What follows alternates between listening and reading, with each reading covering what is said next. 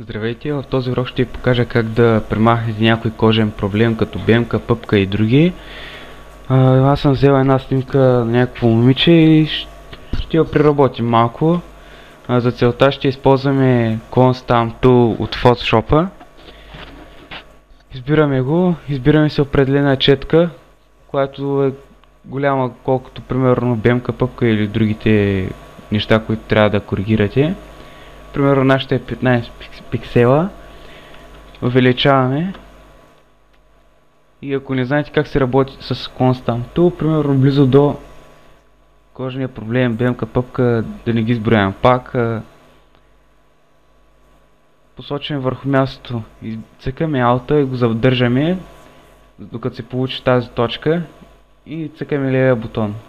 Пускаме и после отиваме върху бемката и цъкаме един път. Ето тя се скри. Примерно с другия кожен проблем, пак до него цъкаме и пак така.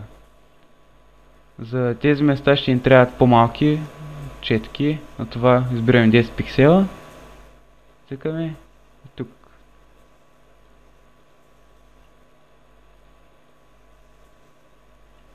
И така долу-горе се получи. Трябва само да внимавате, защото примерно тук леко как е по-бледо от другите места на кожата. И това е.